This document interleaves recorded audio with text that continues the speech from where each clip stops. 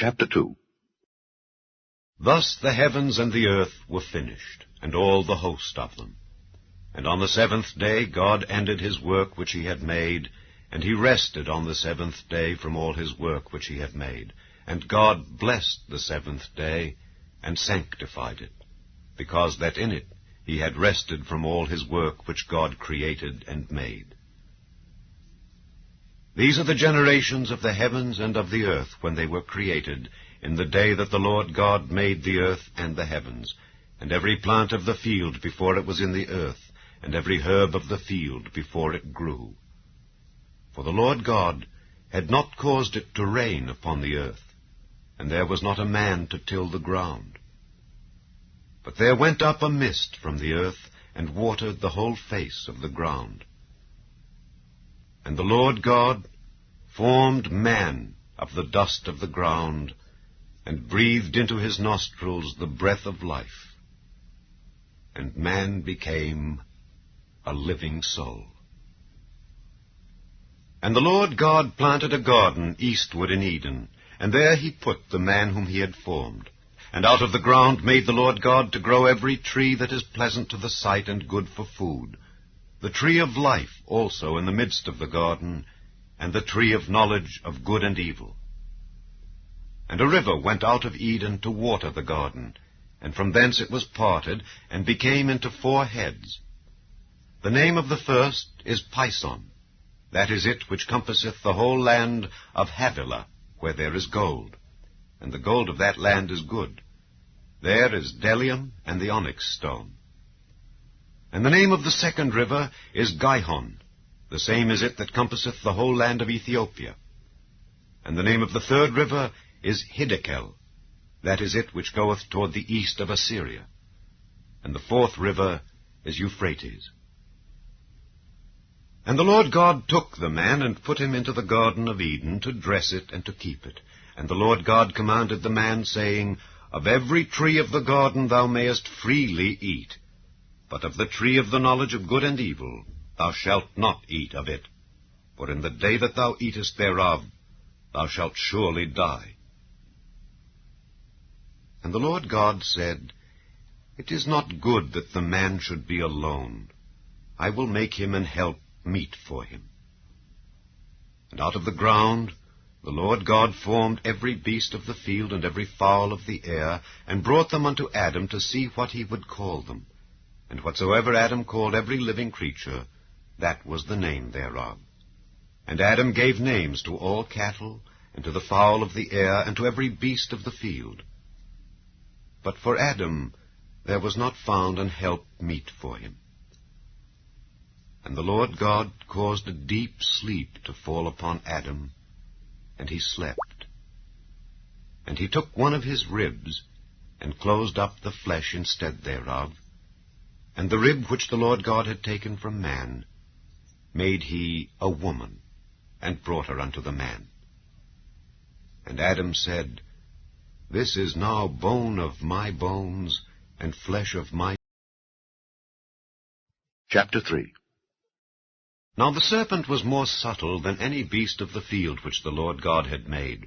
And he said unto the woman, Yea, hath God said, Ye shall not eat of every tree of the garden? And the woman said unto the serpent, We may eat of the fruit of the trees of the garden. But of the fruit of the tree which is in the midst of the garden, God hath said, Ye shall not eat of it, neither shall ye touch it, lest ye die. And the serpent said unto the woman, Ye shall not surely die. For God doth know that in the day ye eat thereof, then your eyes shall be opened, and ye shall be as gods, knowing good and evil. And when the woman saw that the tree was good for food, and that it was pleasant to the eyes, and a tree to be desired to make one wise, she took of the fruit thereof, and did eat, and gave also unto her husband with her, and he did eat. And the eyes of them both were opened, and they knew that they were naked. And they sewed fig leaves together, and made themselves aprons. And they heard the voice of the Lord God walking in the garden in the cool of the day. And Adam and his wife hid themselves from the presence of the Lord God amongst the trees of the garden. And the Lord God called unto Adam, and said unto him, Where art thou? And he said, I heard thy voice in the garden, and I was afraid, because I was naked, and I hid myself.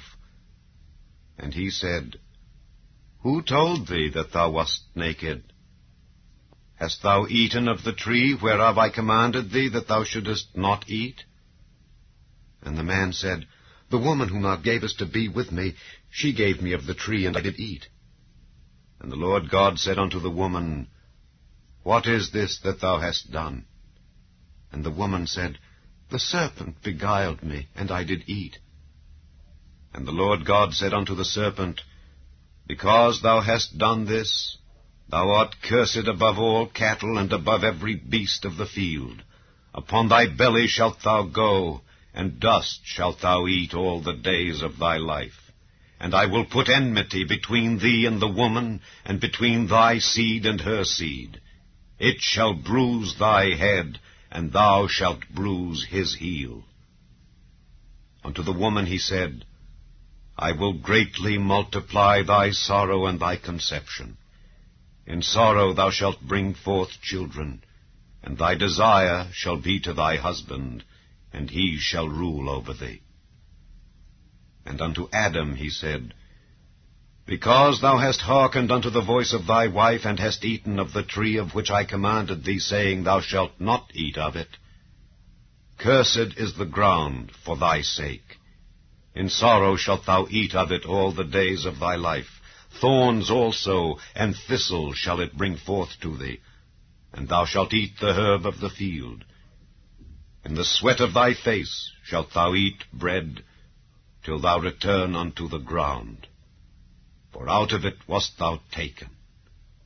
For dust thou art, and unto dust shalt thou return. And Adam called his wife's name Eve, because she was the mother of all living. Unto Adam also and to his wife did the Lord God make coats of skins, and clothed them. And the Lord God said, Behold, the man is become as one of us, to know good and evil. And now, lest he put forth his hand, and take also of the tree of life, and eat, and live forever. Therefore the Lord God sent him forth from the Garden of Eden, to till the ground from whence he was taken. So he drove out the man, and he placed at the east of the Garden of Eden cherubims, and a flaming sword, which turned every way, to keep the way of the tree of life.